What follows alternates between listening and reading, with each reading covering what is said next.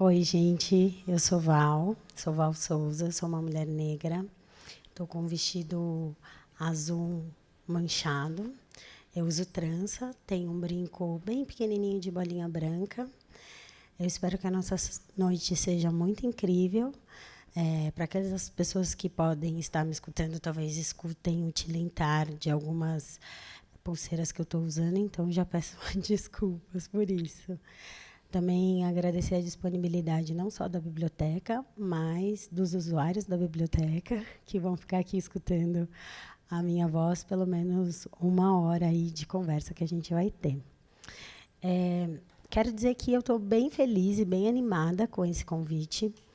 Primeiro porque a proposta de trabalho que a Ana tem feito tem me interessado muito. A Ana é uma pesquisadora que tem se dedicado a pensar fotolivros e também porque a maneira como a Ana tem pensado as relações no fotolivro são coisas que eu acho importante e que a gente pouco discute, não só no Brasil, mas para a gente pensar as próprias imagens. Então, poder estar aqui hoje, falar um pouco sobre como eu tenho pensado os arquivos transatlânticos a partir dessa seleção genial, acho que vai dar muito pano para manga e eu espero que a gente converse e tenha mais perguntas, questões, enfim. Miguel já disse, mas vou só reiterar, fiquem à vontade para fazer perguntas, para a gente dar uma pausa, para a gente retomar algumas coisas ou até conceitos que podem não ser tão comuns para muitas pessoas. Então, só para relembrar, essa conversa tem uma linha que liga a minha fala de arquivos transatlânticos, que é pensar a própria diáspora, em especial a terceira diáspora, que a gente vai falar aqui hoje com mais ênfase, e pensar como é que essa terceira diáspora influencia radicalmente a produção de imagens negras no continente e para além do continente. Como é que a produção das imagens ela está relacionada com essa diáspora, ou então com esse ir e vir de pessoas negras pelo Atlântico. E para isso, a gente vai pensar, então, não só a própria imagem, mas todo um circuito de informação e de movimentação onde essas imagens podem ter circulação. Hoje a gente vai falar também de um lugar muito específico e que tem me interessado e tem motivado as minhas pesquisas, que são a relação das poses e dos gestos na produção das imagens fotográficas. E eu vou tentar aproximar essas poses e esses gestos a signos e símbolos presentes nessa diáspora. Miguel, por favor. Bom, então vamos lá. Quando a gente fala de transatlântico, só para a gente ficar todo mundo assim no mesmo lugar de entendimento, a gente está falando, então, daquilo que é especificamente o lugar de travessia do Atlântico, do Oceano Atlântico. Então, tudo que tem de travessia ou que ocorre numa travessia dentro do Oceano Atlântico, a gente chama de transatlântico. Por isso que tem o navio transatlântico e tantas outras coisas. Como é que a gente vai usar transatlântico aqui? A gente vai usar transatlântico para pensar a diáspora negra. Então, para pensar o deslocamento dessas pessoas, de pessoas negras, dentro desse continente e dentro desse espaço que é o Oceano Atlântico. Para isso, a gente vai pensar que a diáspora negra ela é tanto o deslocamento como o espalhamento e a disseminação dessas pessoas, das coisas que elas produzem e dos pensamentos delas nesse lugar que a gente está chamando de Atlântico. Pode passar, Miguel. Bom, então, só para a gente começar a fazer uma diferenciação, a gente tem conhecido já duas diásporas. A primeira diáspora é aquela que tem os deslocamentos históricos do tráfico negreiro pelo Atlântico e o retorno dos ex-escravos e escravizados para a África, né? Não sei se vocês conhecem, mas tem um filme e alguns livros muito conhecidos que se chamam Os Retornados, que justamente fala desse processo em que essas pessoas foram retiradas do seu espaço primeiro e depois elas voltam depois de já terem feito essa diáspora, elas voltam para retomar suas vidas. Nesse sentido de voltar e retomar suas vidas, o que acontece é que existe uma fratura, né? Porque imagina, você é deslocado de maneira violenta e aí quando você volta, nada mais é igual. Voltar nunca é voltar.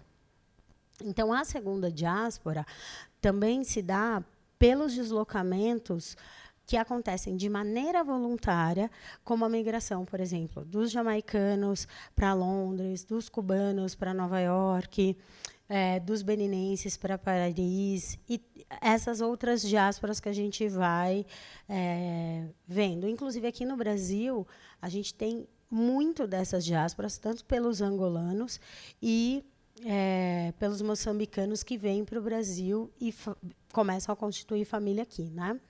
A gente tem, inclusive, gerações de angolanos e moçambicanos que começam a residir aqui no Brasil. A terceira diáspora, então, ela não fala especificamente ou só apenas de um deslocamento corporal. E aí é que está algo que, para mim, é muito interessante. É pensar, então, que a gente não precisa mais de um deslocamento do corpo. Esse corpo ele já não é necessário no sentido de ir e vir enquanto objeto, mas o que está em deslocamento agora é provocado por um circuito de informações e signos que podem ser de maneira virtual, tecnológica, e aí a gente tem a presença muito forte da Web 2.0, então, das redes sociais e de outros tantos aparatos tecnológicos que fazem impulsionar esses deslocamentos. Então, uma das coisas que a gente pode pensar nesse deslocamento da terceira diáspora é pensar como é que um corte de cabelo que acontece aqui na periferia de São Paulo, também acontece na periferia de Salvador, também acontece na periferia da Jamaica, e também acontece na periferia de Angola. Isso não é algo da... como é que se diz? Algo aleatório. Esses circuitos de informação são provocados. Então, aquilo que está acontecendo hoje, agora, isso que nós estamos fazendo aqui agora, discutir imagens de diáspora, discutir imagem de deslocamentos negros, não é algo que acontece só no Brasil. Muito provavelmente, dentro dessa diáspora, outras pessoas estão fazendo a mesma coisa nesse exato momento ou em algum outro momento. E um exemplo muito forte disso é quando você pega uma seleção de artistas de uma época, você vê que alguns artistas eles trabalham com temas ou com signos muito parecidos. Se você pensa, por exemplo, de 2000 até 2010, 2015, existe uma relação muito produtiva de mulheres na performance. E essas mulheres na performance, elas vão falar tanto de si mesmas, mas das relações afetivas que elas têm e de como essa relação afetiva provoca e atravessa não só a si mesmas, mas também um outro circuito de afeto, seja com os familiares, seja numa relação maior de que é a própria sociedade. Então, posso dar alguns exemplos aqui no Brasil, que são, por exemplo, a Michele Mattiusi, que inclusive agora também é uma bolsista da Zoom. Posso falar da Nona Faustini, que tem um trabalho que se chama White Shoes. Posso falar da Marilyn, que tem um trabalho que se chama Salt. Todas elas estão usando o próprio corpo para falar desse deslocamento da diáspora e usando o seu corpo não só para apontar questões de violência, mas também trazer outras relações e como é que elas também se relacionam entre si, pensando essa terceira diáspora. Bom, então a gente vai usar, vou trazer aqui para vocês, o meu convite é que a gente pense esses arquivos atlânticos através dessa relação que a terceira diáspora proporciona, que é esse deslocamento, que não é mais corporal, mas que é um deslocamento virtual e que é um deslocamento proporcionado, então, por outras relações que são do corpo, mas que estão para além do corpo e acontecem através da web e da internet. E quando a gente pensa hoje o avanço das redes sociais, então isso fica ainda mais profundo. Eu, inclusive, para o trabalho da Bolsa Zoom, eu tenho um arquivo de imagens de mulheres negras e que não são só mulheres da minha família, mas são mulheres pelo mundo. E esse arquivo é muito possível por conta das redes sociais, porque então eu vou vendo algumas imagens ali que me interessam e vou guardando, vou capturando essas imagens. Bom, arquivo transatlântico. Para a gente pensar arquivo transatlântico, então, a gente tem que pensar se qualquer imagem serve. Que tipo de imagem, então, a gente está pensando quando a gente pensa arquivo transatlântico? E aí, mais para frente, a gente vai falar um pouco, mas existem aqui, a gente vai pontuar, ou a gente vai perceber junto, que existem dois grandes arquivos transatlânticos. Um que já acontece, que já é muito comum e que muito provavelmente já está no nosso imaginário, e tem um que ele está acontecendo, e não que ele está acontecendo como uma novidade, mas ele agora pode ser visto com mais ênfase. Então, para pensar arquivo transatlântico, a primeira pergunta que eu quero fazer para vocês é: qualquer imagem serve? E que imagens a gente tem desejado? De que imagens a gente precisa se defender? E quais as imagens nós precisamos defender?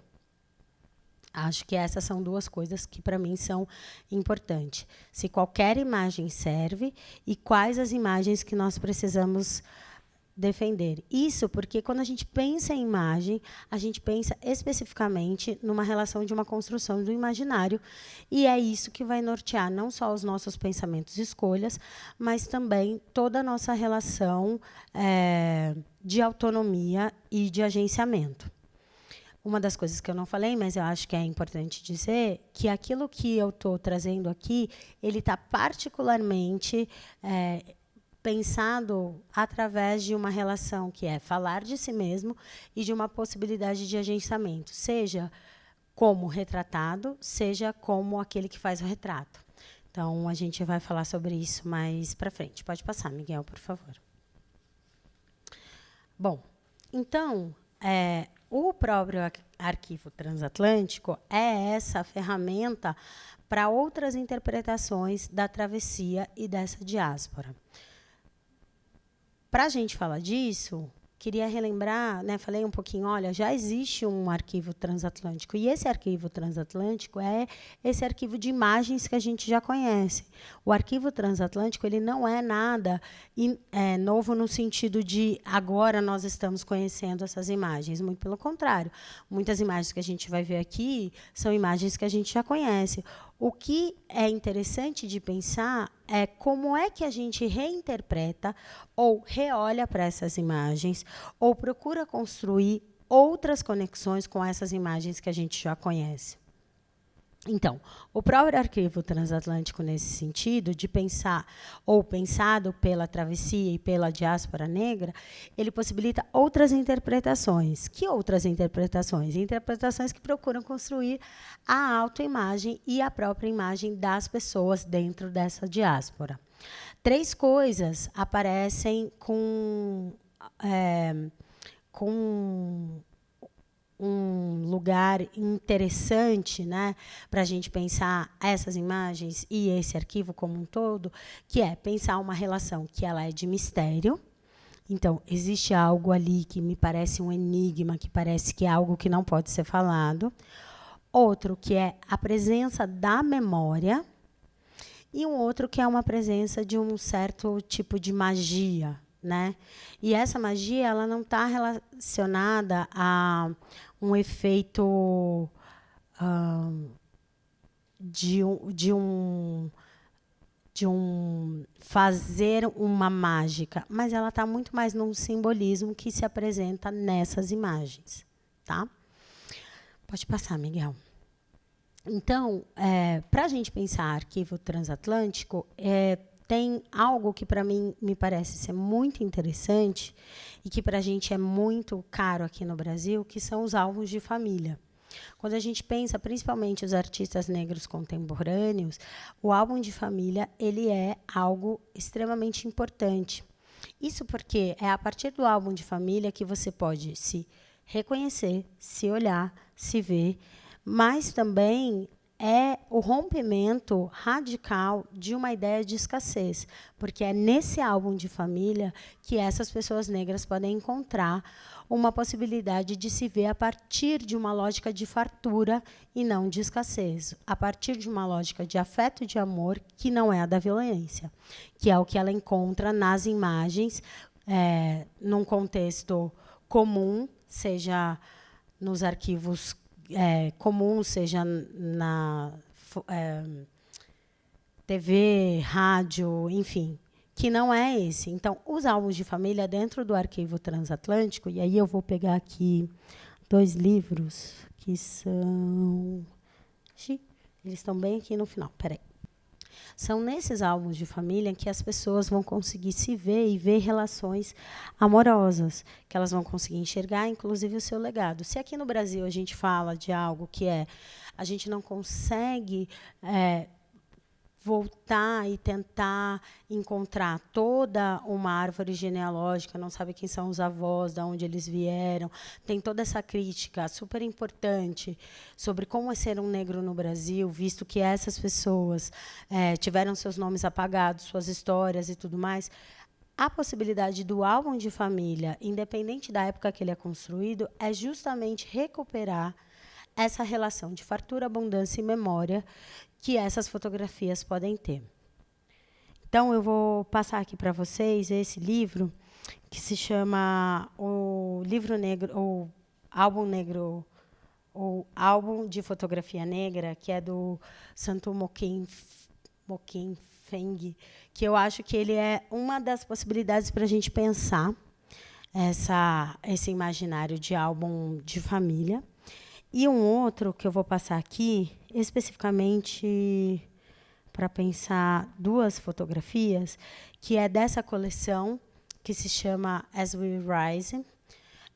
E essa coleção, especificamente, tem uma coisa que eu acho muito interessante, que é uma coleção de um dentista canadense, que ele começa a fazer essa coleção justamente pensando como ele vai deixar um legado de memória para a família dele, assim, para os filhos e tudo mais. Então, ele começa a colecionar artistas negros e ele está muito interessado em fotografia e imagem. Então, vocês vão ver muitas fotografias aqui, mas muitas ideias de representação de imagem. E uma das fotografias que eu quero mostrar para vocês é essa daqui da Diana Lawson, que tem a ver com essa relação de álbum de família, e que a gente também vai falar um pouco mais, especificamente de álbuns de família, ao longo da noite de hoje, tá? Bom, e aí, eu gosto muito dessa fotografia, me desculpem, não sei porquê, talvez, acho que na hora de comprimir ela ficou um pouco borrada, mas tem um artista, não sei se todo mundo conhece, que ele chama Samuel Fossô. Ele já esteve aqui num festival Zoom ano passado, se eu não me engano, né? Tem uma fala dele, inclusive, no YouTube da revista Zoom. E tem uma coisa que ele fala que eu acho muito incrível, e a maneira como ele desloca os pensamentos dele de imagem, que ele fala assim, bom, alguém pergunta para ele algum dia, bom, mas como você começou a fazer suas fotos, né? Enfim, hoje ele é um fotógrafo super conhecido no mundo todo. Enfim, teve aqui... Ele saiu, inclusive, numa edição da Zoom, que está aqui na biblioteca também. Mas tem um livro dele que está aqui, e aí eu vou precisar de novo da ajuda do Miguel, porque ficou lá embaixo. Isso. Muito obrigada. Aí. Bom, mas um dos trabalhos dele é justamente esse fotografar-se. E aí, numa entrevista que ele dá, alguém pergunta assim, bom, mas como começou esse seu trabalho de se autofotografar? E aí ele fala algo como, eu precisava mandar uma notícia minha para minha avó, que estava, enfim, ele sai do lugar onde ele morava e vai morar na Europa. Ele sai do continente africano e vai morar na Europa. E aí a avó dele sempre querendo saber como ele está e tudo mais. E aí uma das coisas que ele fala é: eu precisava dar uma notícia minha para minha avó. Então, uma das maneiras de eu dar uma notícia mais concreta, para além de escrever, foi fazer fotografia, foi fazer fotos minhas. E aí eu me fotografava de vários jeitos. Ela perguntava: mas você não está comendo? Essa roupa me parece que está um pouco folgada demais. Aí, numa outra fotografia, ele tirava tipo de cueca para ver que ele estava tipo gordinho e que estava tudo bem, que ele estava comendo direito. Esse, para mim, é algo muito importante. Pode passar, Miguel. Porque isso que o Fossô faz, para mim, eu estou nomeando como carta de apresentação. Essa carta de apresentação é uma atualização de si mesmo. Primeiro, como eu gostaria de me mostrar para o outro? Como é ou o que é que eu gostaria de mostrar sobre mim mesma para outra pessoa? O que o Fossô faz, e que eu acho que é muito interessante e muito radical, quando ele mesmo começa a fazer e dá a justificativa que eu precisava contar para minha avó como eu estava, é algo que acontece de diferentes maneiras, em diferentes épocas. E aqui no Brasil é muito comum, principalmente com famílias que vêm de uma migração nordestina, que é essa carta de apresentação. Que é: eu deixei minha família lá na Bahia, então eu preciso contar para a minha família como é que eu estou, e a minha família precisa contar como ela está. Então, frequentemente, essas trocas de cartas, elas não são só escritas, mas elas vêm com fotos para dizer: olha, sabe a sua prima? Então, agora ela tem 2 filhos, e aí tira a foto dos filhos e manda. Eu vou passar esse trabalho aqui, esse livro que é do Fossô, que não é desse trabalho que ele faz as fotografias para mostrar para a avó dele, mas de um outro trabalho que eu acho muito interessante, também tem uma relação com cartas de apresentação, que é pensar a própria imagem do homem negro como a imagem do diabo. Então, ele fez 666 fotografias em Polaroid e, enfim, muitos autorretratos. E ele vai aproximando isso como seria essa imagem desse homem negro com essa imagem do diabo, enfim, por conta dos estereótipos, fenótipos, essas coisas todas. Outro artista que eu acho muito interessante, que seria muito incrível a gente pensar hoje, é o Seydou Keita. Ele é um artista muito conhecido e eu acho que é interessante a gente pensar, porque a gente entende a grandiosidade do trabalho que ele faz, mas a gente pouco lembra que a grandiosidade do que ele faz tem a ver com ele ter um estúdio, e esses estúdios também são para tirar fotos de família, para tirar fotos de pessoas, de familiares. Então, tem todo um preparado de uma foto posada, de como essas pessoas estão na foto, na sua melhor forma de estar nessa foto. Aqui a gente tem 2 livros dele. Esse aqui.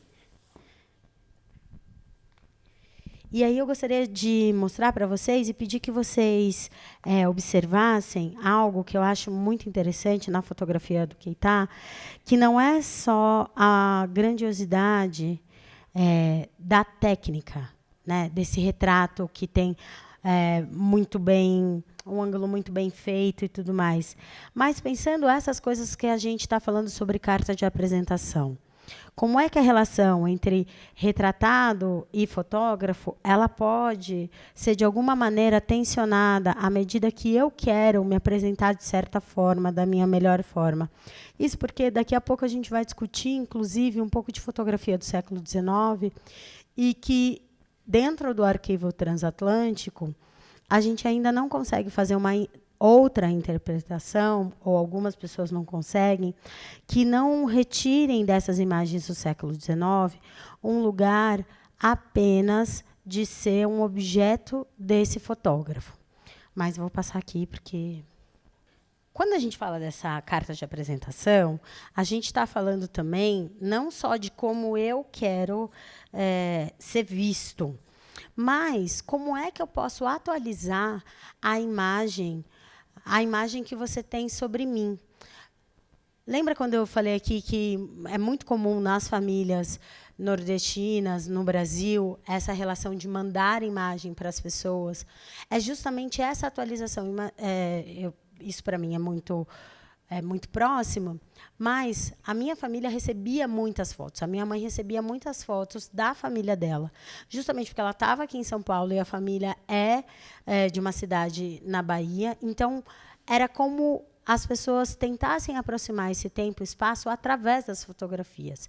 E aí eu vou pedir para vocês olharem com atenção a próxima imagem, que é uma imagem realizada pelos retratistas do Morro, que, inclusive, também já saíram numa revista da Zoom, e também tem, acho que no Convida, eles participaram do Convida do IMS, contando um pouco do trabalho, e eles estão com uma exposição agora lá no Sesc Pinheiros, que vale muito a pena ver, porque os retratistas do Morro, então, são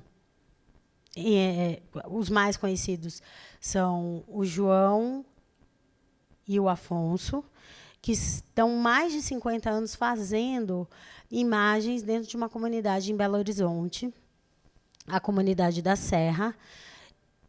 Então, existem uma série de camadas e nuances presentes quando a gente pensa em pessoas negras há 50 anos atrás, tendo fotos, contratando fotógrafos para se apresentarem, que eu acho que é interessante. E aí eu queria mostrar para vocês algumas coisas que eu acho interessante dentro dessa foto.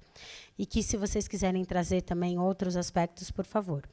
Então, dentro dessas cartas de apresentação, ou dessas fotografias, que eu estou chamando de carta de apresentação, uma das coisas que a gente pode reparar sempre, ou na maioria das vezes, essas pessoas, elas não vão estar desarrumadas, não vão ser pegas desprevenidas.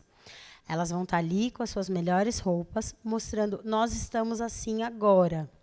E não é nós estamos assim agora para mostrar que agora eu tenho dinheiro. Não, não é isso. Eu vou me mostrar do meu melhor jeito. E aí, em muitas vezes, pode aparecer tanto eletrodomésticos, coisas de casa, que daí é a TV colorida, a cama, o sofá, a estante, são elementos recorrentes dentro dessa fotografia de carta de apresentação. E também as pessoas, como um todo, todas muito bem arrumadas, muito bem vestidas, as mulheres muito maquiadas, os homens muito bem vestidos, sapatos lustrados e tudo mais, né? Então, eu gostaria que vocês reparassem nessa fotografia, e também quando vocês pegarem outras imagens, tanto retratistas do Morro ou de álbuns de família mais antigos, que isso são aspectos que vão estar... Então, essas relações vão estar aparecendo com um pouco mais de ênfase. Pode passar, Miguel. Bom, então eu estava dizendo para vocês que o Arquivo Transatlântico, ele não é uma novidade, né? Ele já acontece desde quando existiram as primeiras relações diaspóricas, né? A gente pode pensar que o Arquivo Transatlântico, ele também é uma ideia de reinterpretação dessas primeiras imagens que a gente conhece, que são feitas pelo Debré, Rugendas e todos esses artistas franco-europeus viajantes que vieram organizar toda essa ideia, não só de Brasil, de paraíso tropical, de América Latina e tudo mais. O que eu estou interessada agora, e vim conversando com vocês, é justamente pensar um arquivo transatlântico que seja elaborado por pessoas negras. Isso porque esse documento, ele é a possibilidade radical de que essas pessoas existam em outras realidades. E aí vocês podem me perguntar, bom, Val, mas você não acredita que pessoas não negras não possam dizer sobre isso? falar sobre outras possibilidades que não seja só da violência. E aí eu vou convidar vocês a olharem a próxima imagem e vou fazer uma pergunta que eu gostaria muito que vocês me respondessem. Eu quero que vocês me respondam o que é que vocês estão vendo nessa imagem. O retrato de uma mulher. O registro fotográfico do retrato de uma mulher. Que mais? Parece que ela não escolheu ser fotografada. Ela não escolheu estar despida. Talvez ela esteja em estúdio e isso possibilita um certo conforto para ela. Provavelmente uma mulher escravizada. Não tem um conforto, mas existe uma força de confronto que se dá pelo olhar, a maneira como ela olha para a câmera. Sim. Existe uma pose que está no olhar, existe um braço cruzado. Uhum. Então, ainda que provavelmente a gente esteja especulando que ela não quisesse estar ali, existe uma possibilidade de pensar também que dentro dessa possibilidade, ela vai apresentar a melhor versão dela. Seja quando a gente olha o cabelo, que está de algum jeito organizado, arrumado, né? Os brincos e joalheria que ela está usando. Acho que tudo isso que a gente está conversando aqui são coisas que a gente tem cada vez mais conversar, cada vez mais pensar. A gente fica pouco tempo nas imagens, porque a primeira coisa quando a gente vê uma imagem dessa é procurar resolver ela de maneira muito rápida e muito rasa. E essas referências elas estão totalmente alimentadas por um outro arquivo que não foi construído a partir de uma perspectiva ou dessa mulher ou de pessoas próximas a essa mulher. Então, me interessa que hoje, assim, daqui para frente, a gente também consiga, pode passar, Miguel, oferecer um tanto mais de complexidade para as imagens. De que maneira a gente pode olhar para essas imagens, colocar mais tensões, colocar mais questões, para que a imagem não se resolva. Porque quando eu volto lá naquela imagem e falo assim, essa mulher é uma escravizada e essa imagem é violenta, isso, inclusive, a gente já sabe. Vivendo no Brasil, mulheres negras são violentadas a todo momento. Mas me interessa como é que a gente olha para essa imagem e consegue perguntar para ela outras coisas que a gente ainda não sabe. Outras coisas que a gente ainda não parou para pensar sobre essas imagens. Então, por isso, me interessa que a gente consiga lidar com essas imagens. E, para lidar com essas imagens, a gente vai precisar ficar com elas mais um pouco. Então, oferecer mais complexidade para essas imagens, além de colocar mais questões, mais tensões e procurar que a imagem não se resolva, como é que eu ouço essas imagens? O que essas imagens estão me dizendo? Como é que eu pergunto para as imagens? Foi mal, gente, está meio errado. E como é que a gente pode construir outros tipos de imaginários a partir, então, dessas perguntas e das coisas que a gente ouve sobre essas imagens? Vamos voltar lá um pouquinho. Quando eu olho para essa imagem e falo assim, essa é uma mulher negra escravizada, e essa é uma imagem de violência, eu matei essa imagem de 2 jeitos. Primeiro, porque eu coloquei essa imagem num lugar tão estático e tão específico que essa mulher nunca vai sair desse lugar onde ela é objeto desse fotógrafo. Onde essa mulher é fruto da vontade desse fotógrafo. Ainda que a gente possa trazer outras questões, me interessa como a gente consegue especular a partir de vontades e complexidades que se dão na perspectiva dessa mulher, e não numa perspectiva de tentar que ela seja novamente fruto da vontade desse homem branco europeu que veio para cá retratar o Brasil. É algo que a gente ainda não faz com muita frequência aqui no Brasil, mas que eu acho que a gente precisa fazer mais e precisa lidar mais com essas imagens. Pode passar, Miguel. Pode passar mais uma. Bom, e aí eu queria que vocês... Nossa, gente, estou em 3021. Queria que vocês contassem para mim o que vocês estão vendo nessa imagem. Uma mulher tomando banho. Parece que é uma escolha, está ali despida, tem uma relação tanto de sensualidade. Pode ficar à vontade, gente. Eu não vou fazer juízo de valor de ninguém. Então, essa escolha tem a ver com essa pessoa dar um acesso para que ela seja vista também, né, a partir não só das coisas que a gente está vendo, né, que ela usa, mas também a própria forma como ela olha para a câmera.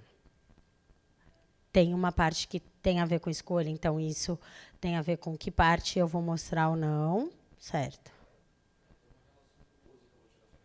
Então, tem um olhar que é para uma vida íntima, que é um convite, né, para uma vida íntima. Alguém queria falar alguma coisa aqui? Um autorretrato que pode ser um convite, inclusive, para que outras pessoas possam olhar para si mesmas. Eu vou contar um pouco sobre essa imagem que a gente está vendo. Essa imagem é um trabalho, que, inclusive, eu sou autora desse trabalho. Ele foi desenvolvido ao longo do processo da Bolsa Zoom. Não é o trabalho entregue para a Bolsa Zoom, que eu entreguei, muitos de vocês podem conhecer, que é um painel que tem mais ou menos 2.000 imagens, que eu vou relacionando não só essas fotografias realizadas com fotografia instantânea, mas outras fotografias. Bom, então, esse trabalho saiu na revista Zoom número 23, e é uma série de autorretratos que eu faço,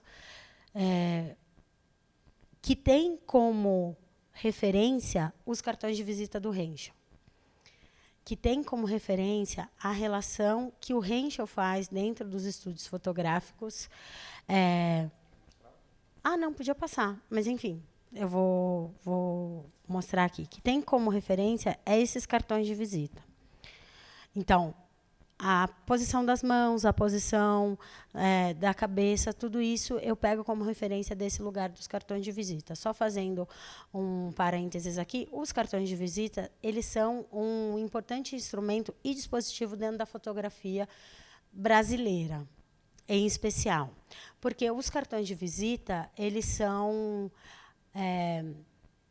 nomeados como souvenir dos trópicos. Então, são os cartõezinhos como... A gente pode pensar ou aproximar eles, sabe daqueles calendários que na frente tinha tipo uma foto, uma imagem, e atrás tinha informações? Então, é um pouco isso. A gente pode pensar que ele tem um tamanho mais ou menos 9x5, 9x7. E esses cartões de visita, em geral, eram fotografias de pessoas negras, de tipos negros, como eram chamados. E isso era trocado, colecionado e revendido. Hoje, tem pouquíssimas imagens dentro do Brasil. Essa imagem que eu mostrei faz parte de uma coleção na Alemanha, e que o próprio IMS tem um convênio com essa coleção, mas os originais não estão aqui. Enfim, a gente não consegue encontrar no Brasil pessoas que ainda tenham esses cartões de visita. Então, pensar que, para além de toda a violência que a gente conhece e que pode ter em qualquer imagem, é que isso é um importante documento, não só sobre a fotografia, mas sobre o próprio Brasil. Quando a gente pensa nesses souvenirs dos trópicos, nesses cartões de visita, o que a gente está dizendo é que essa imagem de brasilidade, de tropical, de beleza, de gostosura, ela está totalmente relacionada com a imagem dessas pessoas negras. E quando a gente não tem ou analisa de maneira muito rasa, a gente perde a possibilidade não só de aproximar e de tensionar coisas que parecem que não existiam, mas também de aprofundar algumas relações, como, por exemplo, como é que a gente pode dizer, então, que as pessoas negras são o próprio símbolo nacional dentro do Brasil? Então, que as fotografias realizadas por pessoas negras são um documento nacional e não só um documento de álbum de família. Oi. Bom, me chamo Wesley. A minha dúvida é a respeito de uma imagem que foi passada anteriormente, que você falou do número 3021. Exato, Estudos de Vênus. Uhum. Me fala assim, um pouco sobre a escolha dessa imagem específica para a apresentação. Eu não vi o livro. Tá. existem 3.000 imagens? Existem hoje 5.000 imagens. Uau! E por quê? Mais ou menos.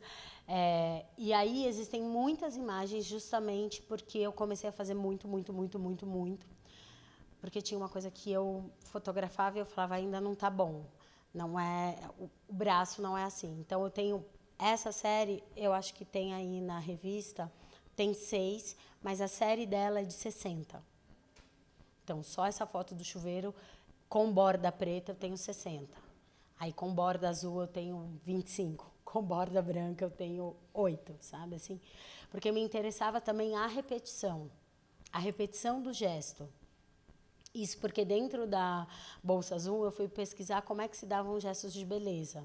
Então eu fui pesquisar esse arquivo histórico e entender como é que aquelas imagens dos arquivos históricos, então quando a gente pensa o próprio Rugendas, Debré, essas poses todas que aparecem, pessoas negras lá, como elas são atualizadas e se transformam em poses de beleza, e à medida que elas vão sendo atualizadas, a gente retira os corpos negros dali e esses corpos negros não aparecem mais ali. Uma das coisas que eu acho que a gente pode ter com mais clareza e ênfase, assim, né, que eu posso apresentar para você agora só para ficar um tanto mais didático, quando a gente pensa, por exemplo, o BDSM, né, que são aqueles bondage, sadomasoquismo e mais alguma coisa que eu esqueci. A gente está falando, então, de instrumentos, ainda que por vontade própria, de tortura, mas esses instrumentos eles estão diretamente ligados com os instrumentos de tortura dentro da escravidão negra. Então, tanto a máscara de Flanders, quanto os puxadores de pescoço, todos eles têm uma relação com esses instrumentos de práticas de violência.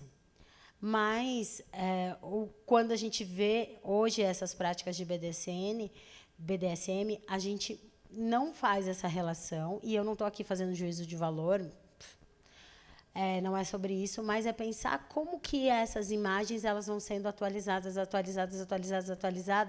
a um ponto que elas se descolam de uma primeira imagem de onde elas surgiram. Outra imagem que eu posso mostrar para você, assim, trazendo à memória, é quando a gente fala, por exemplo, da Vênus de Hottentot, que a gente conhece ela como Vênus de Hottentot, mas o nome dela é Sarah Baartman, que é uma mulher negra que aparece, que foi colocada em muitos circos humanos e tudo mais. É uma mulher negra com seios avantajados, quadril avantajado. Na maioria das imagens que ela aparece ou de lado, num perfil de lado, ou num perfil de frente.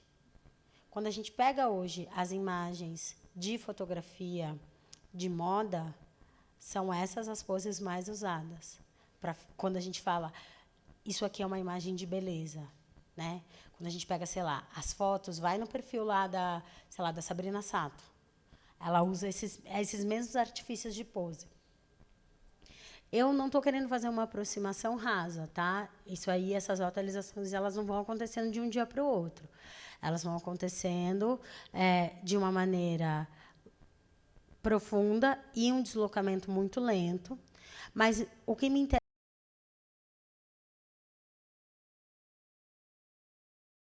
dessas imagens. Então, como é que a minha imagem, ou imagem de mulheres negras, se a gente volta lá naquela imagem, naquela primeira imagem do século XIX, a gente não conseguiu dizer isso é uma imagem bonita. A gente não conseguiu falar da imagem. A gente ficou num lugar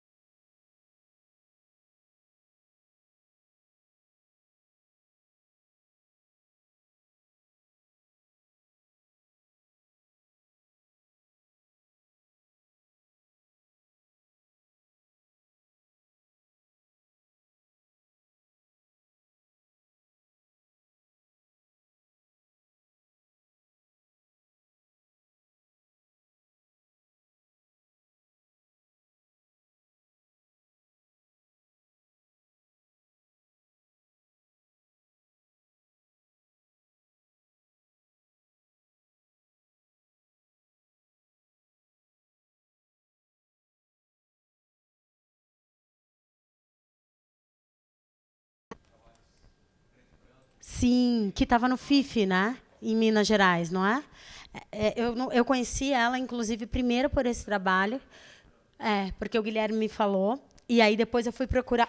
Foi mal. Fui procurar e aí vi outros trabalhos dela. Esse aqui é um livro que eu gosto muito, que é Imagine África, que eu acho que também é quase que para mim uma crítica, mas também faz uma relação quase que de piada, assim, sabe? Que é o que é que a gente pode dizer sobre a África, sabe? Desse imaginário muito romântico e exótico.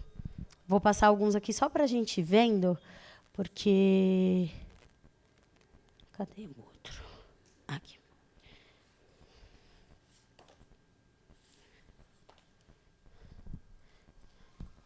E aí tem essa coleção aqui de fotografia africana, que são 3 ou 4 livros, se eu não me engano, mas que eu acho que são muito interessantes, porque foram alguns pesquisadores convidados para falar sobre alguns trabalhos de alguns artistas.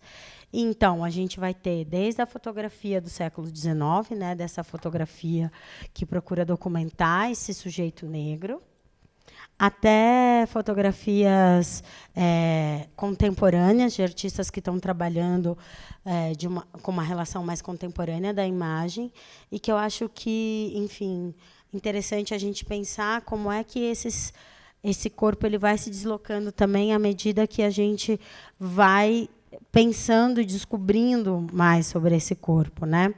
Uma das coisas que eu gosto de pensar é que, ainda que a gente não tenha feito essa fotografia do século XIX, a maneira como a gente olha para essa fotografia, ela está totalmente... É muita nossa responsabilidade. É nossa responsabilidade saber como olhar para essa fotografia do século XIX, de maneira que possa trazer mais vida para essas imagens e não matar essas imagens novamente. Vou passar aqui. Esse aqui é meio pesado. E passar esse também, que foi uma exposição, se eu não me engano, que teve. E aí, só dizendo que, quando a gente pensa, né, então, nessa diáspora, a gente pensa não só nessas imagens, mas em todos esses signos e símbolos. Quero fazer um convite para vocês, que é... Quando a gente vai pensar numa imagem de pessoas negras, né, para além dos fenótipos, então, uma pessoa negra tem a pele escura, nananana, tem outras coisas que eu fui percebendo, e aí está nessa relação do enigma e do mistério, que aparecem de maneira muito comum também nesses fotógrafos contemporâneos, que é dar ênfase a algumas coisas que aparentemente parecem coisas comuns. Então, quando a gente pensa, por exemplo, na relação dos cabelos, né, na relação desses signos religiosos, né? Então, muitas fotografias onde mulheres, por exemplo, estão carregando coisas na cabeça. Aqui nesse livro chamado Americanos, a gente pode ver um pouco sobre isso. E também eu gosto muito desse livro do André Marguin, que é sobre as fotografias de cabelo, que eu acho que ainda existe um grande mistério sobre isso, né? Ora, algumas pessoas dizem que essas tranças eram mapas, ora dizem que eram rotas de fuga. Então, acho também que pensar outras possibilidades, que não seja só uma estética onde isso aqui é para ser bonito, isso aqui é para arrumar o cabelo, esse cabelo que é indisciplinado, me interessa muito de pensar como é que a gente tem outras possibilidades interpretativas. Bom, a gente está meio que para o fim já, mas antes de terminar, eu queria trazer algumas referências que eu acho importante compartilhar com vocês. Não só compartilhar, mas porque eu acho que são algumas referências que têm me influenciado muito. O primeiro é esse livro, que, quem não conhece, é um livro extraordinário. É do Rubem Bermudes. Eu não conhecia até um tempo atrás ele, e esse livro é fenomenal. É um livro bem pequenininho, assim, deve ter um 15 por 20 no máximo. mas ele é grosso. E o Rubem, ele vai fazendo uma coisa que eu acho extraordinária, que é não só a pergunta enquanto título, então, e você, porque você é negro, mas ele vai mostrando como que essa negritude dele vai sendo construída. Então, desde documentos históricos até fotografias de álbum de família, enfim, ele vai se relacionando com isso, trazendo uma conexão extraordinária e pensando essa negritude dentro de um contexto caribenho, se eu não me engano. E eu acho que vale muito a pena conhecer assim, o trabalho dele. Ele está agora em cartaz, vai fazer uma exposição, se eu não me engano, no Museu de Arte Contemporânea dos Estados Unidos, do Brooklyn. Mas, enfim, conheçam o trabalho dele. Ele está lá no Instagram também, então acho que é bem interessante. Ah, que ótimo. Saiu toda feia a foto. Bom, a outra referência que eu gostaria de dar são duas referências agora, e são referências de vídeo, que é um primeiro vídeo que se chama Antes de Ontem, que é de um cineasta e fotógrafo que se chama Caio Franco. É um vídeo muito curtinho, mas é um vídeo que eu acho muito interessante, porque o Caio vai fazer algumas perguntas sobre a relação dele com essa imagem dentro da diáspora. Então, ele vai perguntar para a avó dele, tentando entender por que ele se via de um jeito, agora ele se vê de outro jeito, por que as fotografias dele aparecem de um jeito quando ele era criança e agora aparecem de outro. E a outra referência que eu quero dar para vocês, alguns de vocês com certeza devem conhecer, que é Cores e Botas, da Juliana Vicente. E ela vai falar um pouco dessa relação que aqui no Brasil teve muito importância para as meninas, que é de ser paquita, né, das meninas dos anos 80, 90. Então, ela vai falar um pouco de como ela queria ser paquita e como ela não via a possibilidade de ser uma paquita, justamente porque ela é uma mulher negra. Assim, acho que são esses 3 filmes, eu acho muito interessante. E acho muito interessante tanto pela sutileza... Desculpa, esses 2 vídeos e o fotolivro, eu acho muito interessante tanto pela sutileza que esses materiais se colocam, né? Esses materiais, eles estão falando ali de um documento radical e profundo dessas vidas negras em outro contexto, mas também estão trazendo contextos que são extremamente difíceis de violência, né? O próprio Rubem traz imagens muito que ativam assim lugares muito difíceis, mas eu acho que ele trata essas imagens também e coloca essas imagens em relação de uma maneira muito bonita. Bom, e aí eu queria saber se alguém mais tem alguma pergunta. Era um pouco isso que eu queria trazer para vocês. A ideia não é que a gente saia daqui resolvido com essas imagens super resolvidas, mas é trazer alguma das maneiras com as quais eu tenho pensado algumas coisas, trazer algumas referências para vocês e também abrir para a gente, em algum outro momento, em algum outro espaço, continuar essa conversa. Então, se vocês tiverem perguntas, agora é o momento. Val, primeiro eu queria agradecer pela generosidade de partilha, né? Assim, vendo todo o seu arsenal de livros, de pesquisa. Está sendo bem reconfortante. Para quem não me conhece, eu sou ilustradora, sou pintora, e eu estou com uma questão, um problema para resolver, porque eu vou fazer a ilustração do livro da Maria Firmina. E Maria Firmina dos Reis, né, que foi a primeira romancista negra do Brasil. E tem a questão do não registro, não ter nenhum registro da imagem dela. Então, para mim está sendo um desafio no sentido de como recriar essa imagem, que o que se conseguiu construir foi a partir da oralidade dos descendentes, né? De falar, ela tinha mais ou menos essa altura, ela tinha mais ou menos esse tom de pele, mas que não se tem exatamente nenhum registro fotográfico sobre ela, né? Então, entendendo também esse processo de memória, também pela criação, né, ou pela invenção, como é no caso. É isso, grata. Hey, Anne, obrigada. Quando você foi falando, várias coisas vieram na minha cabeça. A primeira que eu quero falar é como é que a gente também transborda aquilo que pode capturar a gente de um jeito muito violento.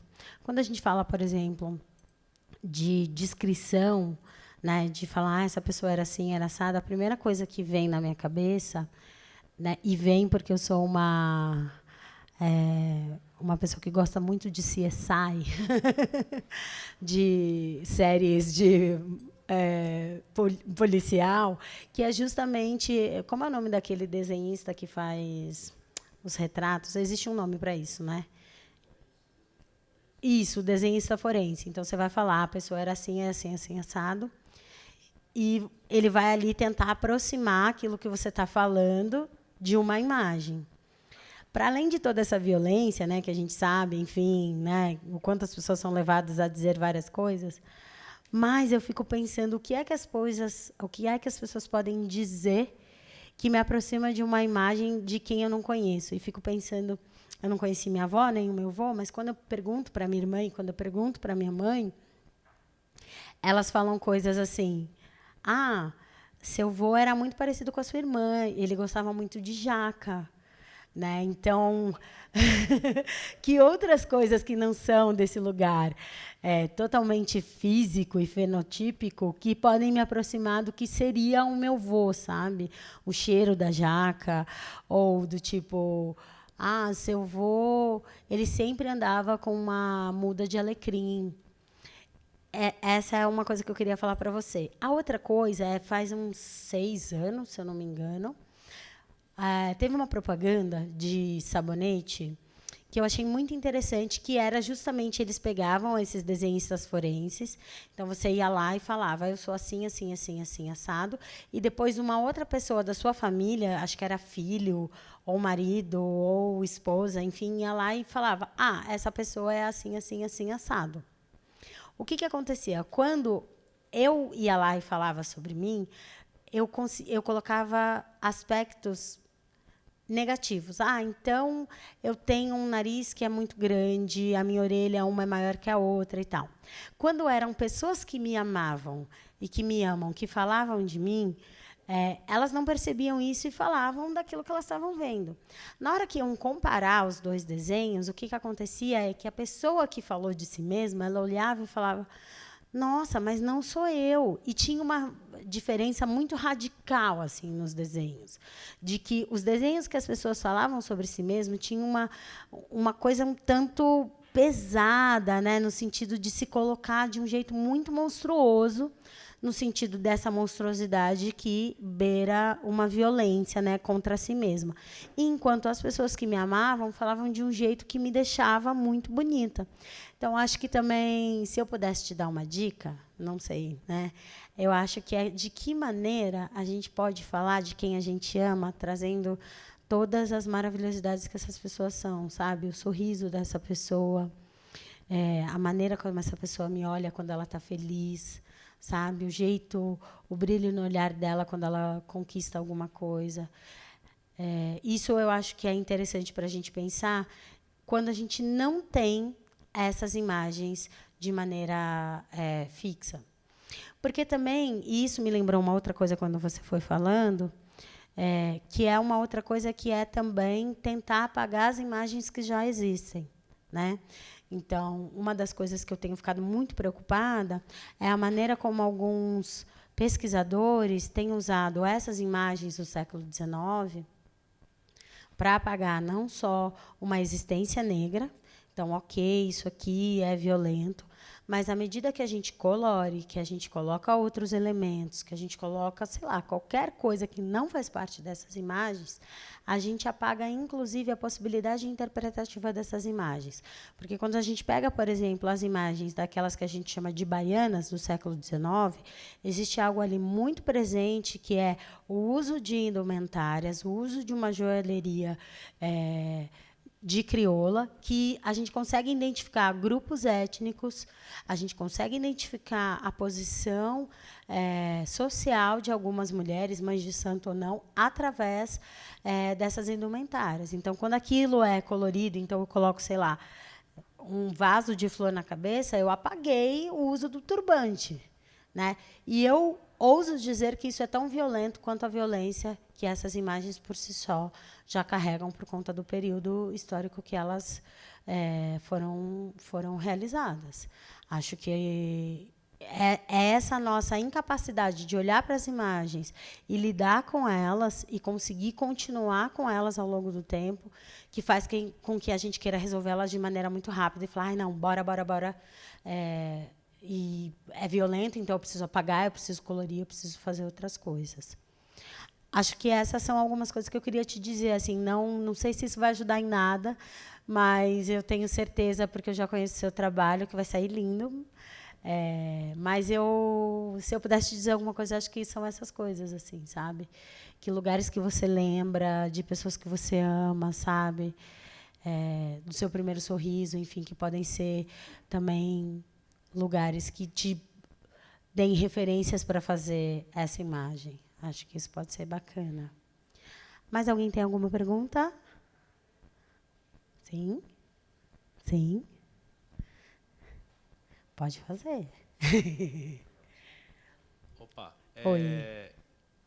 Eu tenho uma dúvida a respeito, você falou em colorir, o ato de passar um pincel.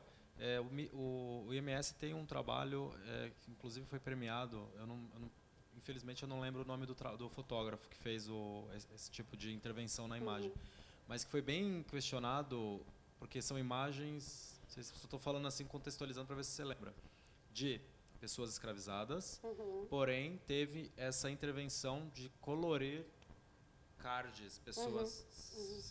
Me ajuda com o título do livro? Ou Sim. Qual a opinião sobre isso? A minha opinião eu acho que a gente precisa lidar mais com essas imagens. Assim, eu não estou falando especificamente só desse trabalho, mas esse é um dos trabalhos que também faz isso. E aí eu acho que também uma das maneiras de eu resolver, por exemplo, falando desse trabalho, é falar um homem branco fez isso. E aí me preocupa porque o que acontece é justamente que não é só pessoas brancas que fazem isso. Na ânsia de tentar resolver essas imagens, muitas pessoas negras têm feito isso. Têm pego essas imagens do século XIX e tentado resolver. Já que elas são violentas mesmo, então eu vou colocar aqui uma coroa de flor. Não existia isso nessa imagem, a princípio. Você pode colocar isso enquanto uma ficção, enquanto um exercício ficcional. Mas tratar essa imagem como um documento, você não pode. É isso. Eu acho que conseguir colocar as coisas no devido lugar que elas são. Você pode fazer quem sou eu para dizer o que você pode ou não pode com a imagem, gente? É isso. Você faz o que você quiser. Mas olhar para essa imagem e falar que isso é tão documento quanto os cartões de visita, eu não acredito, assim, né? Para mim é um lugar bem difícil e eu acho que à medida que a gente vai caminhando para esse apagamento, e aí o que me preocupa é isso, a gente fala de apagamento, a gente faz o apagamento, mas a gente está ainda falando, não, estamos sendo apagados. Bom, mas você está apagando isso também, meu bem, e aí, agora, o que você faz? Mais do que passar a bola para o outro, é o que eu faço com aquilo que eu tenho. Que eu estou olhando essa imagem do século XIX. Quando é que eu vou começar a olhar para ela e falar que ela tem beleza? Como é que eu vou... Em que momento eu vou olhar para essa imagem e começar a perguntar para essa imagem, para além de falar sobre o Henshaw? Em que momentos a gente vai ver textos, livros, que não tenham 80 páginas falando dos estúdios do Henshaw, mas falando dessas imagens, da possibilidade que essas imagens têm enquanto arquivo de beleza e de poses e gestos?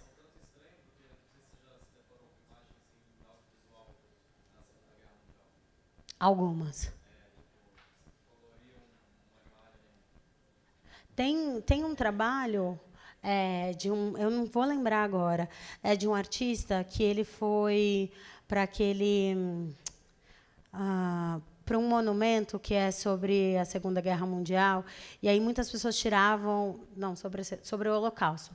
E aí muitas pessoas tiravam foto lá sorrindo, e não sei o quê, em cima das coisas que tinham lá e tudo mais. E o trabalho dele foi pegar essas fotografias que estavam no Instagram, não sei se vocês já viram esse trabalho, eu não vou me lembrar agora o nome, E eu achei esse trabalho fenomenal. Ele pegou essas fotografias onde as pessoas estão rindo, fazendo pose, não sei o quê, e fez uma fotocombinação com esse mesmo lugar no período do Holocausto. Então, é como se essas pessoas estivessem pisando em cima daqueles corpos. E aí foi todo um rebuliço na Alemanha, especificamente em Berlim, porque as pessoas se sentiram muito mal, né? Porque uma das grandes questões na Alemanha é justamente essa, né, falar do Holocausto e tudo mais. Então, as pessoas estavam lá, nesse monumento, nesse lugar que foi feito para isso, pisando nisso, assim, fazendo poses. Tipo, depois procurem um pouco isso. Tem naquela DW, que é o jornal da Alemanha. E eu achei, tipo, muito incrível o trabalho desse cara. É tipo, eu não vou ficar gritando com vocês que vocês estão errados. Eu vou mostrar para vocês o quanto vocês estão loucos, assim, sabe? O quanto vocês estão, tipo...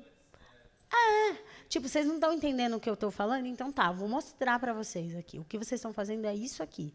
É óbvio que eu acho que também tem um lugar que a gente pode pensar em outros contextos, mas eu achei genial a maneira como ele resolveu, sabe? E que eu acho que falta um tanto aqui, assim, com essas imagens de pessoas negras e da escravidão, enfim, de tudo isso. Alguém aqui queria fazer uma pergunta? Não? Sim? Mais alguém? Quem? Calma, o microfone vem. Fiquei pensando... Fala seu nome. Rômulo, meu nome é Rômulo. Sobre o que você trouxe da ausência de referência de imagem da autora. Na história, a gente tem um conceito muito legal que dá para trabalhar com silêncio. Eu vou usar um exemplo que não tem nada a ver com o tema de agora, mas, por exemplo, quem inventou o avião? Foi Santos Dumont ou os irmãos Wright lá? Uhum. Pouco importa saber quem é o verdadeiro inventor do avião. Importa mais a gente descobrir por que tem essa disputa hoje em dia, por que um é mais falado do que o outro. Nesse sentido, a verdade não importa, importa mais o que a gente fala dela. Certo. A imagem que a gente constrói. Eu não sei, talvez trabalhar com essa ideia do silêncio, por que a gente tem um silenciamento dessa autora no Brasil hoje? Talvez trabalhar com referências múltiplas de mulheres negras da época para construir uma imagem, a gente consiga construir uma imagem coletiva do que poderia ser dela, assim. Trabalhar o silêncio, né? Só que esteticamente falando. É que eu estou pensando isso no conceito de história. Não, mas porque foi não sei se eu consegui assim, passar a ideia. Eu acho que super, porque isso me lembrou agora duas coisas. Uma das coisas é o próprio Dalton Paula, ele tem um trabalho que é um pouco isso. Ele foi para uma comunidade quilombola e as pessoas... Ele foi lá fazer uma residência, um trabalho, e as pessoas falaram assim, ok, você pode ficar aqui, Daltinho, mas, assim, em troca, a gente vai te ensinar como mexer em barro, essas coisas, mas, em troca, a gente queria que você fizesse alguns retratos dos nossos ancestrais. E eles falaram, não, tudo bem, eu posso fazer. Cadê? Onde é que eles estão? Não, eles não estão. A gente vai te falar como eles são. E aí ele tem um trabalho que é um pouco isso, e ele pega de referência... Nossa, chega a me arrepiar, assim. Ele pega de referência porque tem em algum momento que alguém fala assim, então, o avô Sebastião tinha o mesmo sorriso que a Mariazinha, sabe? Então, é um quebra-cabeça, assim, gigantesco. E uma outra coisa, que daí eu já estou indo bem para o final mesmo, que lá no MIS, uma das coisas que eu me propus a fazer, eu estou com uma exposição lá no MIS, da Nova Fotografia, que vai até 12 de novembro. Gostaria que todo mundo fosse, enfim, lá e depois me desse alguma impressão. Mas uma das coisas que eu tentei lá é aproximar essas fotografias do século XIX aos meus autorretratos. Então, tem um jogo que acontece ali, no MIS, especificamente, a maneira como eu coloco as fotografias, o uso específico de um tipo de impressão de fotografia, que também tem essa relação entre passado, presente e futuro, que é, será que a gente está falando dessas mulheres do século XIX ou será que a gente está falando da Val? Será que a gente está falando da Val ou de outra pessoa? Então, acho que vale um pouco ir para lá, dar uma olhada. Não como referência de nada, mas muito se você depois quiser me falar. E também tem uma outra coisa que acontece lá no MISE, que eu tenho muito me interessado, que é um pouco sobre essa descrição. Como é que eu vou falar sobre uma pessoa que não está ali, mas a fim de ampliar e expandir a maneira como você pode pensar sobre ela? Porque eu posso falar assim, ela tem um sorriso tão lindo como as ondas quebrando no mar, sabe? Então, assim, quais são as nossas referências que podem nos deslocar para um lugar mais ampliado? Esse é o primeiro recado. O segundo recado é dizer que sexta-feira abre lá no Passo uma exposição que se chama A Verdade Está no Corpo. Eu vou fazer uma obra que conversa muito com a obra que eu entreguei aqui para o IMS, que é um painel e tudo mais, mas diferente do que eu entreguei aqui, que eram mais de 2.000 imagens, e que, assim, nunca mais eu farei isso, viu, Ângela?